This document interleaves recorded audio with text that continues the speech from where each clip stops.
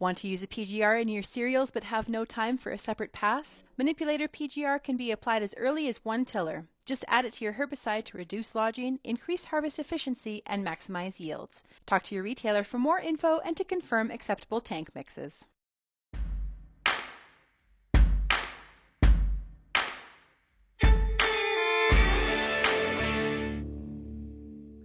Joining us right now is Kyle Larkin. He is Executive Director with Grain Growers of Canada. Hey, Kyle, how's it going?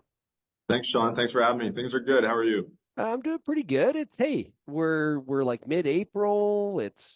Things are warming up. We can put away our winter coats at least for now. I'm sure there is potential for another shot of snow at some point, depending on where we are. But yeah, things are looking good. It's spring, so you got to be positive and optimistic. You never Um, know. 21 degrees though in Ottawa today, so it's a hot one. Yeah, exactly.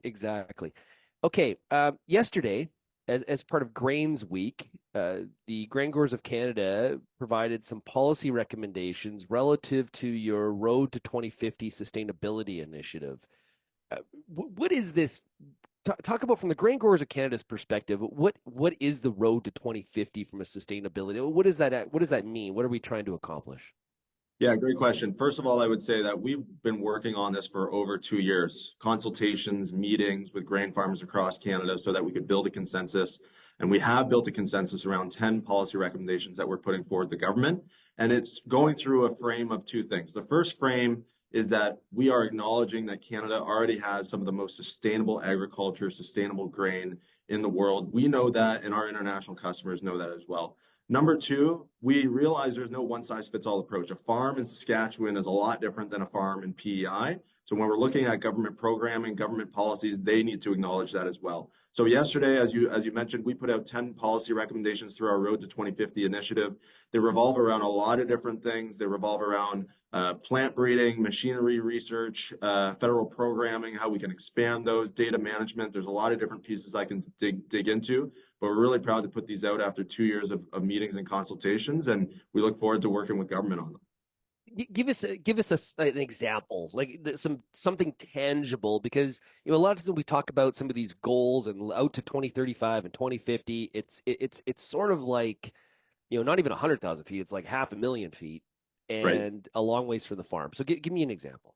I'll give you two concrete examples. Number one, on plant breeding, we know that if Canada can be the most innovative country in the world on agriculture, research and development wise, we'll be ahead of the game. We have been ahead of the game, but we're falling behind. Unfortunately, some of the funding on the public sector support for research and development on the agriculture side has been falling behind. That's something the government needs to address. But the government also needs to be a partner with private sector companies to bring them here to Canada, get them to invest their billions of dollars into plant breeding innovation here in Canada. That's another piece where we've been lagging behind. I'll give you a perfect example. For every dollar invested in wheat breeding, it brings back $33 back to the Canadian economy. That's a story we want to be talking about. And at the same time, the innovative breeds that we're using today are using less input, so they're helping us also on the emission side of things. So it's a win-win-win. It's a win for grain farmers. It's a win for the economy, and it's a win for the environment. Another good example I would give you is the On-Farm Climate Action Fund. It's been really popular with grain farmers across Canada. There's thousands of grain farmers that are accessing it right now. The issue, though, is the eligibility criteria is fairly narrow, so they're missing out on thousands of other grain farmers that would love to access the program. And the other issue is the program is well oversubscribed. So it's helped a lot of farmers with 4R nutrient management, cover cropping, other good BMPs like that, that both help on the profitability side, but also help on the emissions reduction side. So again, it's a win-win. Our message to government is fund more programs like off-CAF and open up the eligibility criteria so more grain farmers can access that. We have other pieces on equipment too, for example. I can tell you the combine you purchased today is a lot more efficient than the combine you purchased 30 years ago. That's just common sense. That's just obvious. The challenge is a combine isn't cheap, right? You're looking at $500,000, $1 million plus. There's something called the accelerated capital cost allowance. It was increased in 2018 from 15% to 45%. It's starting to wind down now going into 2027. We want the government, first of all, to keep it at 45%. The other thing too, we realize the U.S. has had bonus depreciation, accelerated capital cost allowance at 100% during that same time frame. We need to catch up. So first of all, we need to keep it at 45%, and then we'd love to see it at 100% because it allows grain farmers to depreciate their assets faster, which allows them to buy the most innovative and fuel efficient technology and equipment that exists today. It's I guess one of the questions I would have is one thing we stuck out to our editorial team was there was no mention of net zero, and that seemed to be an omission that stuck out. Is there a why to that? Because in previous discussions, there's been a lot of talk about net zero in 2050 from grain groups. What happened? That's a great question, Sean, and I'll answer that question directly by saying we are not committing the net zero by 2050. That's why we call it a road to 2050. There's a lot of things that have to happen before we get anywhere close to net zero. So we can't commit to anything by 2050. To be frank with you, we could potentially be net zero by 2035. I don't know what's going to happen tomorrow, but what I do know is we have these 10 concrete policy recommendations. We want the government to look at them today. We want them to enact them today because it will help us on our journey of increasing profitability for grain farmers, but also lowering emissions. The greatest story I always tell is the zero till story. Most grain farmers, 99% of grain farmers started zero till because it was a profitability thing. They were able to save money. They were able to make more money at the end of the day. And then the secondary story is that they also lowered their emissions. They have all this carbon that's now being sequestered because of zero till. We're saying that exact same story that has been a story for 20, 30 years. We want to continue that story for the next 20, 30 years. There's no commitment to net zero ag by 2050 because we don't know where we're going from here. What we do know today is we need these policy recommendations done. They will support grain farmers and they'll support emissions reductions at the same time. Any analysis done of the dollars required if all 10 of your recommendations were implemented? It's a great question. I mean, I look at OFCAF again, the On-Farm Climate Action Fund. It's a fund of about $350 million. It could be $1 billion, for example. There's a lot of these things, plant breeding, for example, there's been millions of dollars cut there. We're just asking for it to be brought back to where it was. There's also some regulatory side of things that we're talking about. So again, you look at plant breeding innovation, and not only are there slashes on the public side of things, but the government needs to play an equal role on bringing private companies to Canada. There are large life science companies that want to invest billions of dollars. They do invest billions of dollars a year across the globe. They're looking at markets where they can actually get the commercialization. There's a better path in other jurisdictions. We want Canada to remain competitive. We need those dollars here in Canada so our grain farmers can have the most innovative breeds available to them so we can continue to compete with some of our international trade partners. Right, but from a budget perspective, for Canada, for the public plant breeding sector to be more, to get back to where they were, right, from a plant that requires dollars. So is there a request or a push to say, hey, if you added X to the budget, then we're where we think we need to be? I think the challenge, I think the challenge is, to be honest with you, we're in tough financial times right now. Obviously, there's a fairly large deficit at the federal level. They're looking to cut spending, not spend more. So our message to government is, look, these are our policy recommendations. We'll take what you can give us, but we need more. So we haven't put a specific dollar amount to it.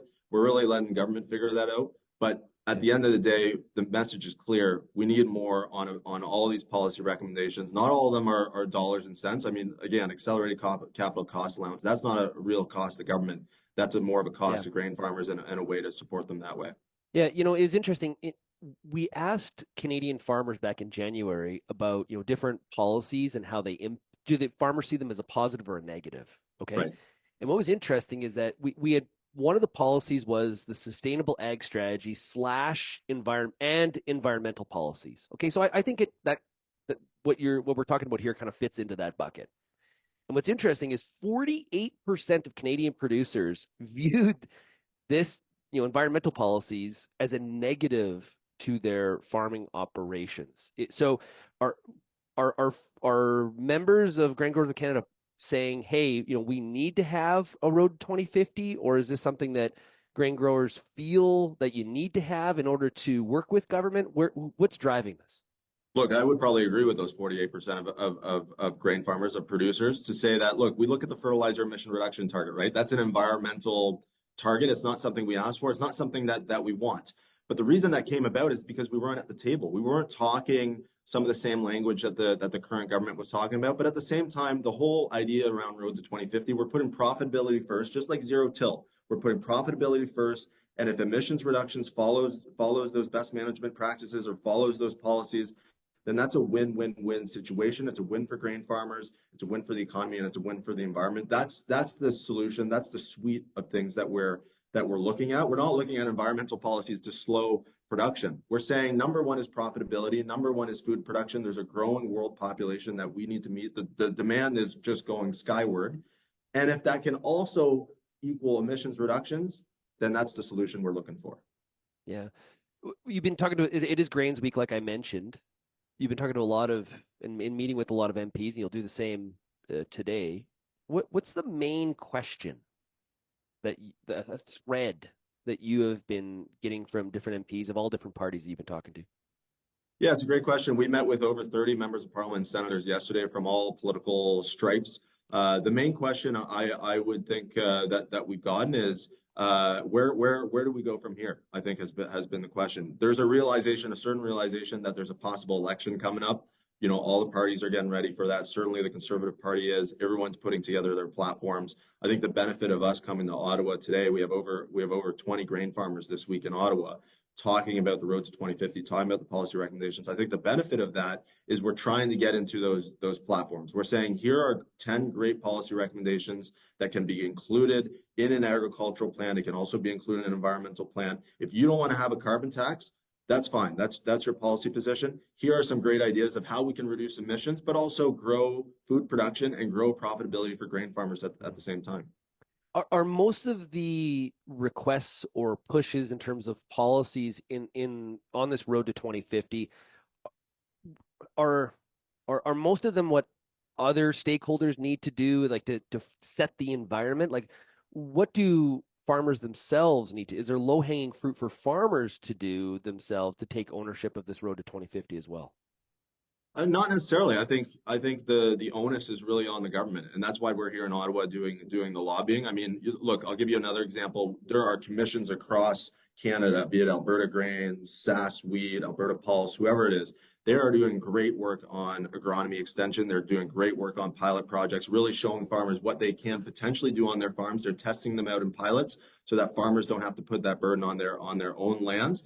And what we're telling government, one of our points to government is, look, these commissions are already doing great work. Could they do more if you gave them a couple dollars? Absolutely. And so we're looking for that partnership with government, between grain farmers, between commissions, with government to already continue doing a lot of that good work we're doing. Like I said at the start, we have some of the most sustainable agriculture in the world. We are in a great position. Can we do more? Everybody can do more. I could do more. The government can do more. Everyone can do better, right? We can always do better. We're in a great space. But let's look how we can do even more good in Canada. Kyle, are you at all like what happens? And this is like really getting ahead of myself. I know, but I got to ask it. Talking about a road to 2050 from a sustainability standpoint really much fits the priorities and the narrative of the current government. By fall of 25, if you believe the polls, we're gonna have a flip in government. I'm guessing we're gonna be focusing more on profitability and productivity. Yep. And that side of the sustainability equation. Does something like this roadmap get crumpled up and tossed out? I think one of the reasons that this roadmap is important, no matter who's in government, is we're hearing it from our customers. I have grain farmers and commissions that go internationally every single year. They meet with the Japanese, they meet with the Chinese, they meet with the Italians, they meet with all our international customers for grains. And what they've heard is two clear things. Number one is predictability. We need to be a predictable customer. We need to be able to deliver the grain on time when we said we were going to deliver it.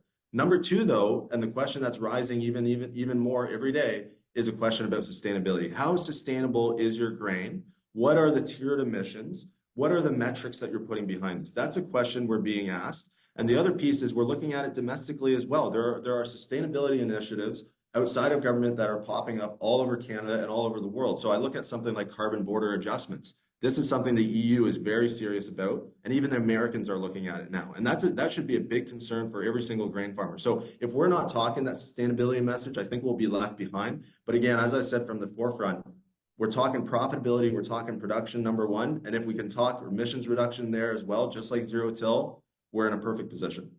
We've been talking to Kyle Larkin. He's the executive director with the Grain Growers of Canada, on the beat this week in Ottawa, talking to MPs, a part of Grains Week, and some of the policy recommendations as it fits into their Road to 2050 sustainability initiative. Hey, Kyle, thanks a lot for joining us here today on Real Ag Radio. Really appreciate it.